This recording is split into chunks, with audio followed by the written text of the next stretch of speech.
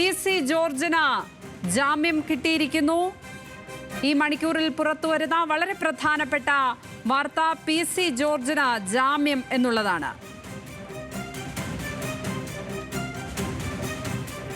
വിദ്വേഷ പരാമർശ കേസിൽ പി.സി. ജോർജിന് ജാമ്യം.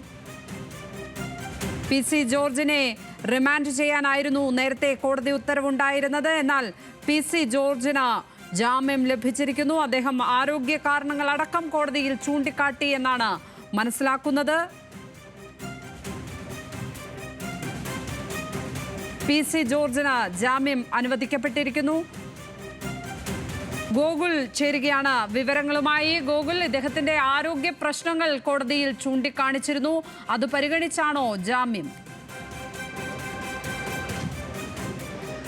ലക്ഷ്മി, അത്തരത്തിലുള്ള ഘടകങ്ങൾ പരിശോധിച്ചതിന് ശേഷം അത് പരിഗണിച്ചതിന് ശേഷമാണ് അത്തരത്തിലൊരു ജാമ്യം പി.സി. ജോർജിന് അനുവദിച്ചിരിക്കുന്നത്. വിദ്വേഷ പരാമർശ കേസിൽ പി.സി. ജോർജ് ജാമ്യത്തിന് അർഹനാണ് എന്ന് ഈരാറ്റുപേട്ട മജിസ്ട്രേറ്റ് കോടതി ഇപ്പോൾ വിധി എഴുതിയിരിക്കുകയാണ്. ഇന്നലെ ഈ കേസിൽ വിശദമായിട്ടുള്ള വാദപ്രതിവാദങ്ങളൊക്കെ തന്നെ നടത്തിയിട്ടുണ്ടായിരുന്നു. ജാമ്യം നൽകരുത് എന്നുള്ള ഉറച്ച നിലപാടിൽ തന്നെയായിരുന്നു പ്രോസിക്യൂഷനും പോലീസും ഉണ്ടായിരുന്നത്. പ്രതി പുറത്തിറങ്ങിയാൽ വീണ്ടും സമാനമായിട്ടുള്ള കുറ്റകൃത്യങ്ങൾ ആവർത്തിക്കുമെന്നുള്ള വാദമായിരുന്നു പ്രധാനമായിട്ടും പ്രോസിക്യൂഷൻ നടത്തിയത്. പക്ഷേ അത്തരത്തിൽ ഒരു മാസം കൂടി വീണ്ടും ജയിലിൽ അടയ്ക്കുകയാണെങ്കിൽ ഇതിന് പരിഹാരമാകുമോ എന്നുള്ള കാര്യം ഇന്നലെ കോടതി വിമർശന രൂപേണ തന്നെ പ്രോസിക്യൂഷനോട് ചോദിക്കുകയും ഒക്കെ തന്നെ ചെയ്തിട്ടുണ്ടായിരുന്നു. മാത്രമല്ല പ്രതിഭാഗം ചൂണ്ടിക്കാട്ടിയിട്ടുള്ള കാര്യങ്ങളൊക്കെ തന്നെ അംഗീകരിക്കുന്ന ഒരു നിലപാടാണ് കോടതി സ്വീകരിക്കുകയുണ്ടായത്. അതായത് ഭരണഘടന പ്രകാരം ഇത്തരത്തിലുള്ള കേസുകൾക്ക് ജാമ്യത്തിന് അർഹനാണ്. കൃത്യമായിട്ട് അതുമായി ബന്ധപ്പെട്ട നടപടികളൊക്കെ പോലീസ് പൂർത്തീകരിച്ച സാഹചര്യത്തിൽ ഇനി അല്ലെങ്കിൽ റിമാൻഡിൽ തുടരേണ്ട ആവശ്യമില്ല എന്നുള്ളൊരു വിലയിരുത്തലാണ് ഇപ്പോൾ കോടതിയുടെ ഭാഗത്തു നിന്ന് ഉണ്ടായിട്ടുള്ളത്. ഏതെങ്കിലും തരത്തിലുള്ള ഉപാധികൾ ഈ ജാമ്യ വ്യവസ്ഥയിൽ ഉണ്ടോ എന്നുള്ള കാര്യം ഇനി എന്തായാലും കോടതിയുടെ ഉത്തരവ് വന്നതിന് ശേഷം മാത്രമേ മനസ്സിലാക്കാൻ, അല്ലെങ്കിൽ ഔദ്യോഗികമായിട്ട് ഓർഡർ വന്നതിന് ശേഷം മാത്രമേ മനസ്സിലാക്കാനായിട്ട് സാധിക്കുകയുള്ളൂ. എന്തായാലും പി.സി. ജോർജിന് ഇനി റിമാൻഡിൽ തുടരേണ്ട സാഹചര്യം ഉണ്ടാകില്ല എന്നുള്ള ഒരു തീരുമാനമാണ് അന്തിമമായിട്ട് കോടതിയുടെ ഭാഗത്തു നിന്നും ഉണ്ടായിരിക്കുന്നത്. പ്രത്യേകിച്ച് പ്രോസിക്യൂഷൻ ഇന്നലെ പ്രധാനമായിട്ടും ചൂണ്ടിക്കാട്ടിയിരുന്നത്, അതായത് ഈ ജാമ്യത്തെ എതിർക്കുന്നതിന് വേണ്ടി ചൂണ്ടിക്കാട്ടിയിരിക്കുന്നത് മുമ്പ്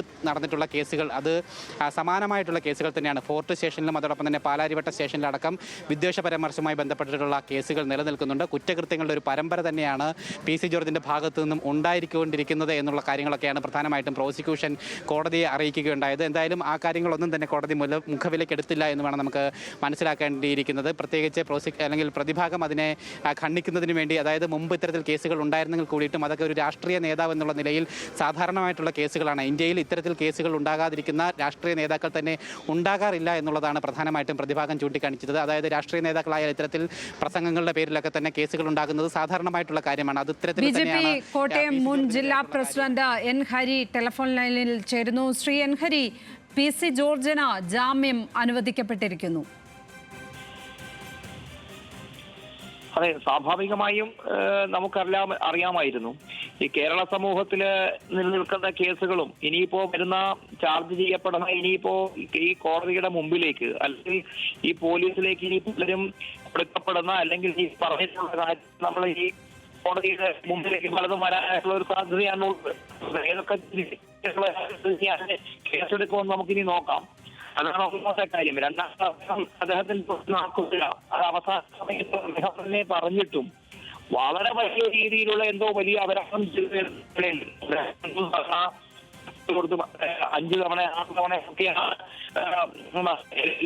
പറഞ്ഞിട്ടുള്ളത്.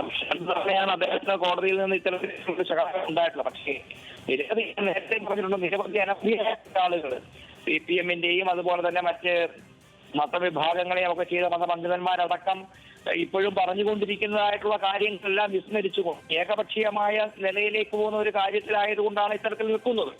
ഇതിനെയൊക്കെ തന്നെ അടുത്ത ദിവസങ്ങളിൽ തരത്തിൽ യാതൊരു സംശയവും വേണ്ട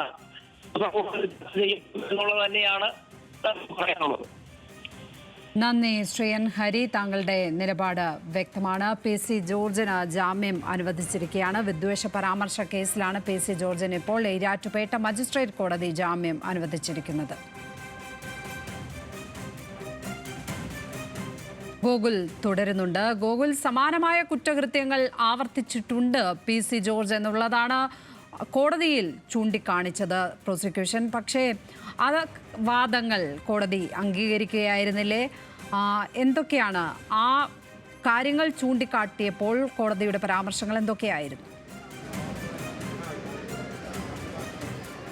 ലക്ഷ്മി, പ്രധാനമായിട്ടും ഈ പ്രോസിക്യൂഷൻ പി സിക്കെതിരായിട്ട് ഉയർത്തിക്കൊണ്ടുവന്ന പ്രധാന വാദഗതി എന്ന് പറയുന്നത് അദ്ദേഹം റിമാൻഡിലാണെങ്കിൽ കൂടിയിട്ടും ജയിൽവാസം അനുഭവിച്ചിരുന്നില്ല എന്നുള്ളതാണ്. അതായത് റിമാൻഡിലായ അന്ന് തന്നെ ആശുപത്രിയിലേക്ക് മാറുന്ന ഒരു സാഹചര്യമായിരുന്നു ഉണ്ടായിരുന്നത്. പക്ഷേ റിമാൻഡ് വ്യവസ്ഥയിൽ ജയിൽ ശിക്ഷ അനുഭവിക്കണം എന്നുള്ള ഒരു കാര്യമുണ്ട്. അതുകൊണ്ട് തന്നെ അത്തരത്തിൽ അദ്ദേഹത്തെ ജയിലിലേക്ക് വിടേണ്ടത് അത്യാവശ്യമാണ്. മാത്രമല്ല, തിരിച്ചെത്താം. BJP കോട്ടയം ഈസ്റ്റ് പ്രസിഡന്റ് ഇപ്പോൾ റോയ് ചേരുകയാണ്. റോയ്, PC ജോർജിന് ജാമ്യം കിട്ടിയിരിക്കുകയാണ്. എങ്ങനെയാണ് ഈ ഘട്ടത്തിൽ പ്രതികരിക്കുന്നത്? തീർച്ചയായിട്ടും കോടതി വിധിയെ നമ്മൾ സ്വാഗതം ചെയ്യുന്നു. ഇത് ഇനി മുന്നോട്ടുള്ള പ്രവർത്തനങ്ങൾ സംസ്ഥാന നേതൃത്വമായിട്ട് കൂടി ആലോചിച്ച് തന്നെ ചെയ്യും. PC ജോർജ് എന്ന് പറയുന്ന 35 വർഷമായിട്ട് MLAയും അതുപോലെ തന്നെ ഗവൺമെന്റ് മുൻ ചീഫ് വിപ്പും ആയിരുന്ന ശ്രീ PC ജോർജിനെ ഒരു ദിവസം ജയിലിൽ പാർപ്പിച്ചതുകൊണ്ട് അദ്ദേഹത്തിന്റെ രാഷ്ട്രീയ ജീവിതം അവസാനിക്കും എന്ന് മനസ്സിലാക്കുന്നവർക്ക് ഇതൊരു തിരിച്ചടി തന്നെയാണെന്നാണ് ഈ അവസരത്തിൽ പറയാനുള്ളത്. ശ്രീ റോയ്, പക്ഷേ ഇത്തരം പരാമർശങ്ങൾ അതിനെ നിങ്ങൾ പിന്തുണയ്ക്കുന്നുണ്ടോ? ഇല്ല, ആരെയും നമ്മൾ വ്യക്തിപരമായിട്ടോ അല്ല ഒരു മതവിഭാഗത്തിന് എതിരായിട്ടുള്ള ഒരു സംസാരങ്ങൾ നമ്മൾ പിന്തുണയില്ല.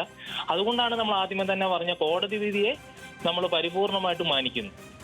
സമാനമായ കേസുകൾ മുമ്പും PC ജോർജിനെതിരെ ഉണ്ടായിരുന്നു. ഇപ്പോൾ ജാമ്യത്തിലിറങ്ങുന്നു.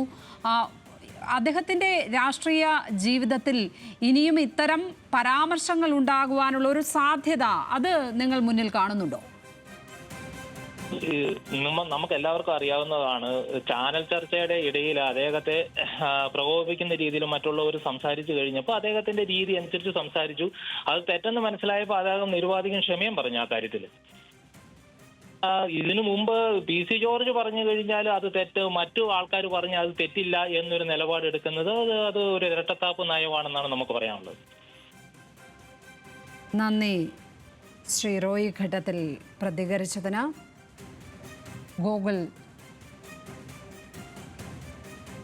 Youth league Kottayam secretary Shihab കൂടി ടെലിഫോൺ ലൈനിൽ ചേരുകയാണ്. ശ്രീ ഷിഹാബ്, PC ജോർജിന് ജാമ്യം ലഭിച്ചിരിക്കുന്നു. അദ്ദേഹത്തിന് ഒരു ദിവസം പോലും ജയിലിൽ കിടക്കേണ്ടിയൊന്നും വന്നിട്ടില്ല.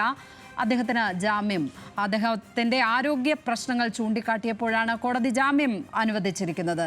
ഈ ഉത്തരവിനെ, ജാമ്യ ഉത്തരവിനെ, ഈ നടപടിയെ എങ്ങനെയാണ് കാണുന്നത് യൂത്ത് ലീഗ്?